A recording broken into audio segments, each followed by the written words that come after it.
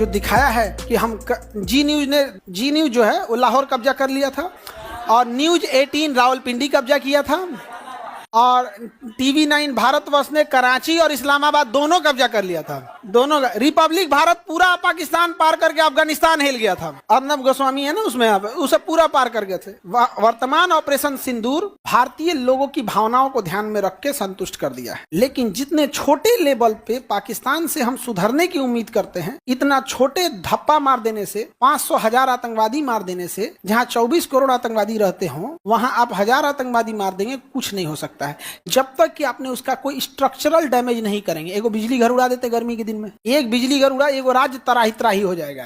नहीं समझे? हम लोग इशारा में बोले भी थे। और ये हमारी गलतफहमी है कि हम पाकिस्तान से आतंकवाद को खत्म कर देंगे। एक भी पाकिस्तान जिंदा है, एक भी पाकिस्तानी जिंदा है, एक भी अगर जिंदा है तो आतंकवादी ही है। ये गलतफहमी से निकल दीजिए कि वहाँ अच्छे लोग भी पाए जाते हैं। हमसे भी कई लोग कहते हैं कि वहाँ भी अच्छे लोग पाए जाएंगे। चुप रहो, भाषण मत दे तुम, यहाँ पे मत दियो भाषण हमारे सामने। यहाँ पे ये सब वाला चीज हम लोग नहीं है। अगर आप गलत होते देख रहे हैं और चुप हैं तो आप भी गलत हैं। हमने कभी पाकिस्तान को बोला कि युद्ध मत करो? ओपन हम लोग निमंत्रण देते हैं कि आइए आप युद्ध कीजिए, हमारी सेना खड़ी वहां, आप निहत्थे पे गोली मार दोगे, दूसरा धर्म पूछ के मारोगे। आप बोल देते हैं कि जाके वहां मोदी को बोल देना।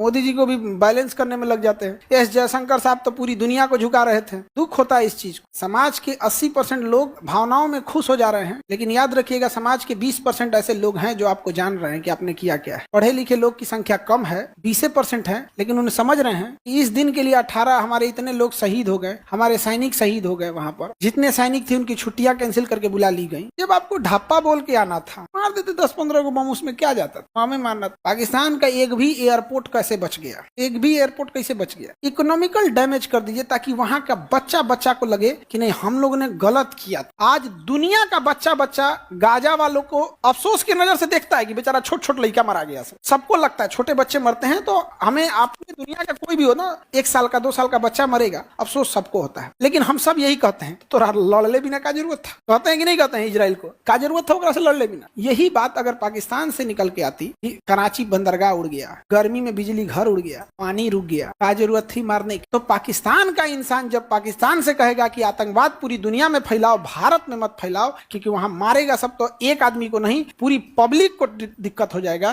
तब समझ में आता। 4 गो आतंकवादी हम मार देंगे तो हम 80% आबादी को खुश रख सकते हैं। खास करके जब ऐसी बिकी हुई मीडिया है जो कराची तक घुस गई है, तो उसमें क्या जाता है? 80% मीडिया और AI का जमाना है। गाजा का इजराइल के हमला को चिपका दीजिए, इंडिया ने मारा।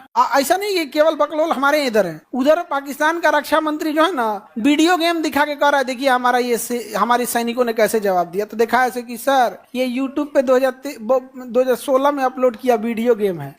वीडियो गेम है वहां तो खैर, लेकिन हम इतना नहीं गिर गए हैं कि हम लोग पाकिस्तान से अपनी तुलना करें। वहाँ पाकिस्तान से तुलना नहीं कर सकते। एक गलत किया। पाकिस्तान पे जिस हमले की हम उम्मीद कर रहे थे ना, दिल को बहुत तकलीफ। ऐसा हम लोग नहीं सोच रहे थे। 1-2 लाख पाकिस्तानी अगर जमीन पर नहीं हुए रहते, कब्रिस्तान का एडवांस बुकिंग नहीं होता, नए कब्रिस्तान नहीं बने होते, एक पर एक नहीं दफनाया गया, तो उनकी आत्मा को क्या शांति? जितने हमने पाकिस्तान में मारे हैं उससे ज्यादा तो हमारे यहाँ रोड एक्सीडेंट में लोग मर जाते हैं। दिल को तकलीफ पहुंचा है, बस और कुछ नहीं। पनिया रोक के रखते कहाँ हम लोग? जिस सरकार को गरियाते हैं लोग ना कि 70 साल से क्या किया, वही बंधो बनवाया था, जोनो रोके थे लोग। यहाँ राजनीति हमारे देश पे भारी पड़ जाता है। सबसे ऊपर होनी चाहिए देश। आज भी लोग हैं जो इस बात पे कह रहे हैं कि पाकिस्तान में न्यूक्लियर लीकेज हो गया इसलिए हमने सीज फायर रोक दिया। अरे भाई तो और अच्छा बढ़िया मौका, और मार, बाढ़ का पानी छोड़ दो, आधा सेना बाढ़ में बिजी रहे, और मार। इसमें क्या रुकने वाली है? कर्ण का चक्का फंस गया था युद्ध के मैदान में, अर्जुन रुक गए थे। मारने को किसने बोला था? कृष्ण।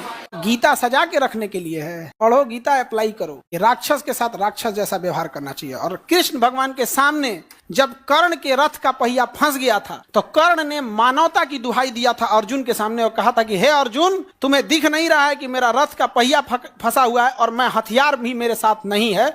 क्या तुम्हारे में मानवता नहीं है? तो कृष्ण भगवान ने कहा था जब द्रौपदी के कपड़े उतारे जा रहे थे तो तुम्हारी मानवता मर गई थी,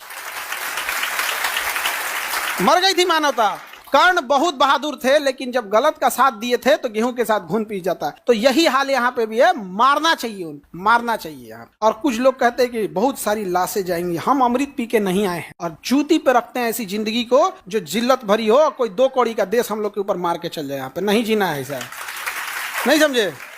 महाराणा प्रताप से लाख गुनी बड़ी फौज अकबर की थी, लेकिन आज भी महाराणा प्रताप को लोग इज्जत की नजर से लेते हैं। अमृत पी के वो भी नहीं आए थे। भगत सिंह को आज भी हम लोग देखते हैं, याद करते हैं उन्हें, अमृत पी के वो भी नहीं आए थे। मराठा साम्राज्य के छत्रपति साहू जी महाराज हो, संभाजी महाराज हो या छत्रपति शिवाजी महाराज हो, अमृत पी के ये लोग भी नहीं आए थे। बहुत बड़ा साम्राज्य, सोना खदान ये सब नहीं था, लेकिन ये था आत्मसम्मान के लिए समझौता नहीं किया था। हम उन्हीं के, हम लोग हमारे ही पूर्वज हैं। बोलो पाकिस्तान में न्यूक्लियर लीक हो गया तो हम हमला रोक देंगे, इसीलिए थोड़ा सा दिल को तकलीफ पहुंचा। बाढ़ में गया डिप्लोमेसी, हमारे यहाँ पहले डिप्लोमेसी बाद में देखा जाएगा यार।